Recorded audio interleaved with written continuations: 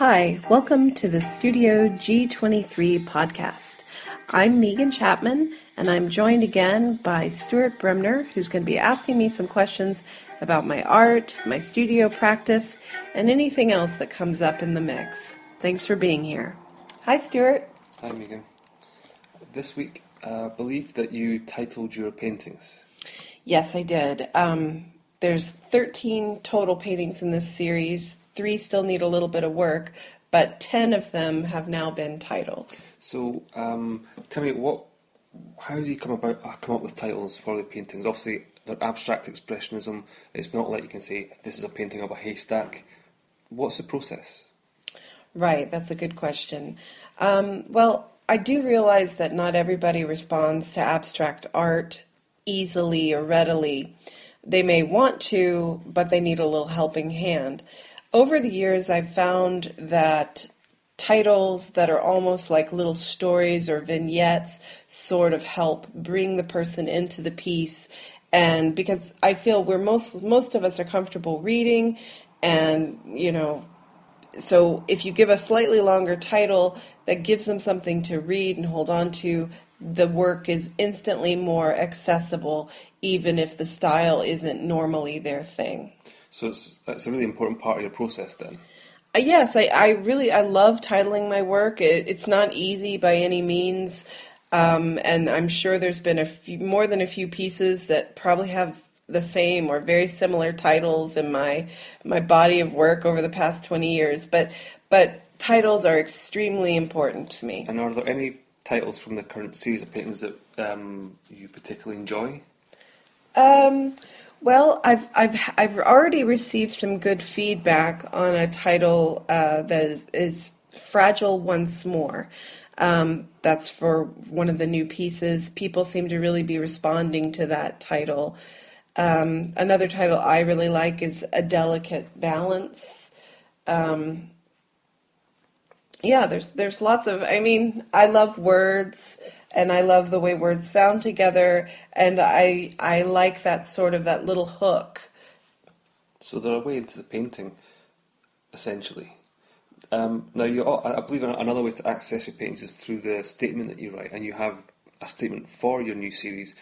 Perhaps you'd like to read some of it out? Sure, yes, absolutely. Just like titling my paintings, writing the statement is another completely separate process that usually takes quite a while, and I have to admit, I kind of struggled on this statement. So what is it? Can we hear? Yes. Thank you. I'm getting ready to read it right now.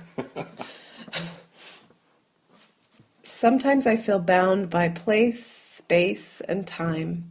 I feel constrained and caged. I am an immigrant in a new country, and I no longer have a place that is truly mine. There is no poetry available to describe this feeling. There is no earth or nature to connect my breath. There are no bird songs, I know.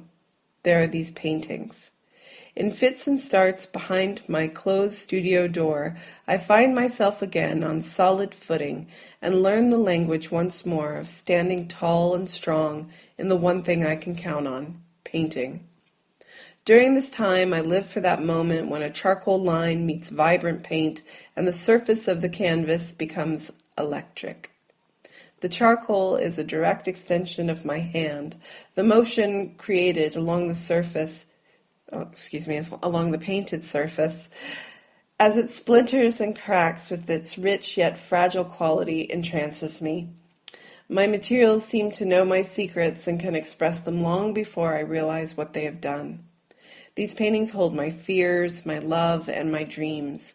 A conversation between shape and line, insular and enmeshed, strident and strong, floating alone in silence or teetering on the edge. In a careful balance, these paintings represent relationships, past and present, as I maneuver a new world. Give me a charcoal line, and I will show you my heart's story. I think that's one of your most evocative statements that I have heard. There's a real balance there between, I think, the sense of place and your place in reality, and about the actual process itself of making the paintings. I think a bit that really speaks to me is where you write that my materials seem to know my secrets and can express them long before I realise what they have done. Is that? I mean, abstract expressionism is about expression, and quite often there's a sort of subconscious element to it, and that to me speaks of that connection between art and subconscious. Is that something you would agree with, or am I making it up? Yes, I would agree with that. Yes, I definitely, the paintings usually end up informing me. I don't inform the paintings. I am sort of a messenger.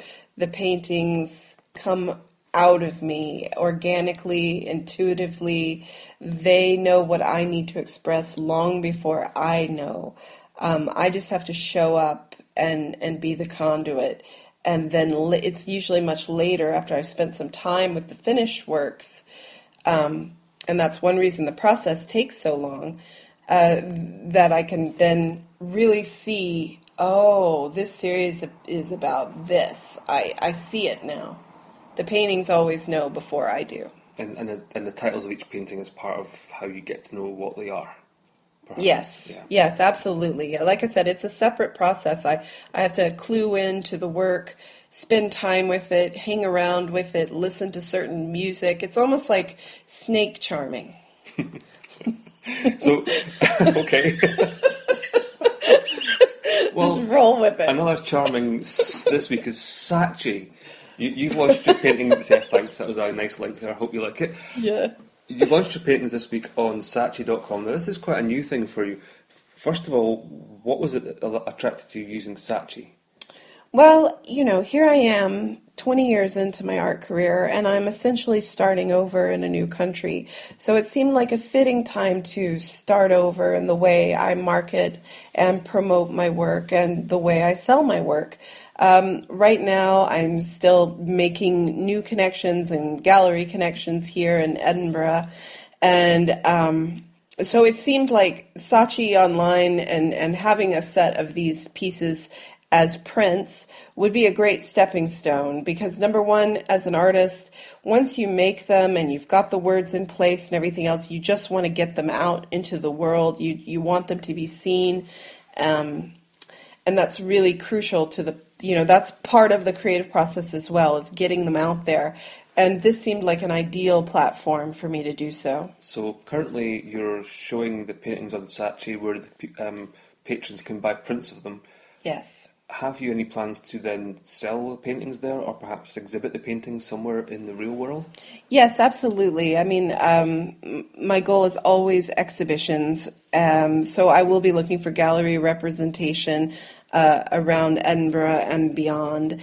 And in the meantime, my patrons in the States and here can access my brand new work as affordable prints. They can also see them very lovely and large and detailed on the Saatchi website.